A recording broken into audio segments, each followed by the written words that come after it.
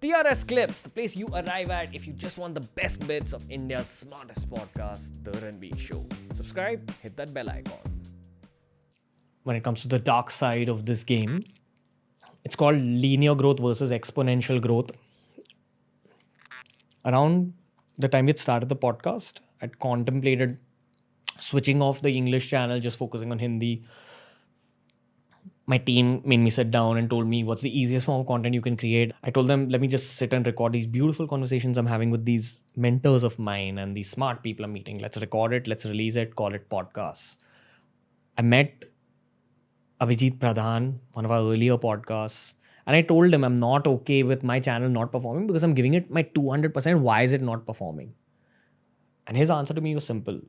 He said that no, you can't gauge your performance based on quantification at this point in your career. So if you think that your views aren't as much as a mainstream channel's views, that's not a correct perception of yourself. So I asked him why. So he said, because your audience, for the kind of content you're creating, which is infotainment, which is self-help, it's a kind of cream audience. There's very few people who want that kind of content in India right now. And you have to continuously cater to them because that's the audience you always cater to, the audience that wants to elevate themselves. So the basic consensus of that conversation was, ask yourself why you're doing this YouTube career, because you have a stable business. What's left for you in content creation? This is not your main career now. Probably the business career is your main career. This is a business for you. This is a supplement to your businesses. Kind of made sense to me. I went within and I figured that there's two reasons I'm doing YouTube. One is to help all the other businesses because my actual goal is to create employment. 20,000 jobs for India before I die. That's a tangible goal I've kept for myself. Everyone creates games for themselves that they play, that they take motivation from. That's my game, 20,000 jobs. Then I'll think of resting or then I'll create some new game. But the second big goal of mine has always been, it sounds simple, but it's always been to help people. Just do work that makes this world a better place, helps people younger than yourself, helps people who need the help, helps the same people who are going through the same problems that you went through and you didn't get any help and you had to figure out all that shit yourself. Help people. That's why I'm doing content creation. That's why I'm doing Monk Entertainment and Level and BigBrainco. If you just play a YouTube game or a content creation game, you'll earn enough money to be financially stable for the rest of your life. You'll enjoy the sexuality of fame. And it does bring its own perks, trust me. I've had experiences where I'll be fucking standing outside a crowded club. They're not allowing anyone to get in. I'm just standing there. People crowd around me. The bouncers probably don't even know who I am. And someone says, hey, don't let us in, but let this guy in. He makes great videos. And the bouncers have let me in. I've been inside clubs where my name's been announced along with some other YouTubers' names. That's a rush. The whole club is like clapping for you, cheering for you. All these weird experiences happen with fame. And fame is sexual in many ways. Speaking about sexual fame, I've had moments where I've been in clubs and girls have come up and said, hey, I love your videos. Then they've come closer in my ear. They've told me, by the way, I'm okay coming with you tonight. Wherever you go, I'll be with you. Take my number. This has happened to me. I'm just like, no. Don't want any of that. I'm a simple dude.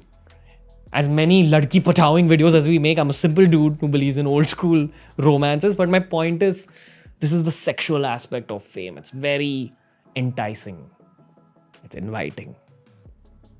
It also takes your focus away from greater goals like creating employment, like making the world a better place sometimes.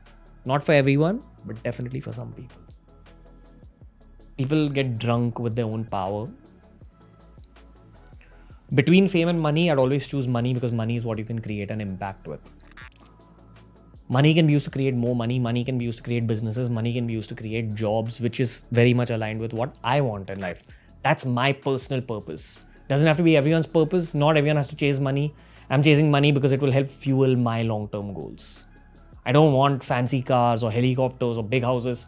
I want to get to my goals because I know I was born on this earth to make it a happier place, and I'll be able to do that through money and not fame.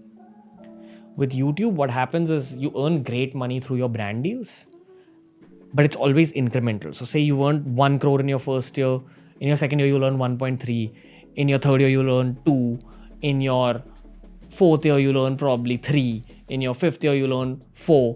It's always a straight line, and then after a point you'll plateau out. This isn't just YouTube, this is the media industry. It's just how the world works. You'll earn in a linear way. You'll earn 1 crore more than you earned in the previous year. That's not enough money to create 20,000 jobs or to change the world. That's enough money for you to have a lavish life and take your family on international vacations every year.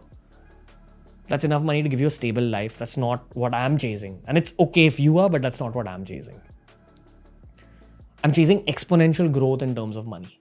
In the first year you have 1 crore, in the second year you have 1.5, in the third year you have 2, in the fourth year you have 10, in the fifth year you have 30, in the sixth year you have 100. Exponential growth.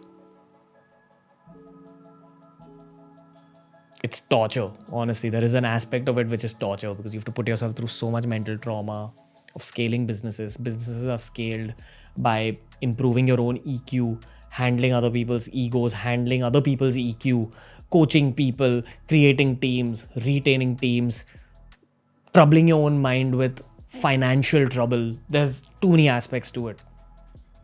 This phase of my life, this chapter of my life is the heavy chapter. That's what I'm going through.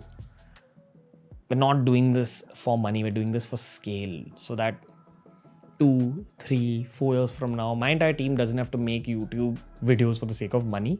We're making it for the sake of art.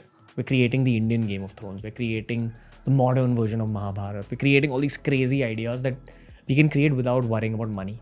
First play the startup game, then play the art game.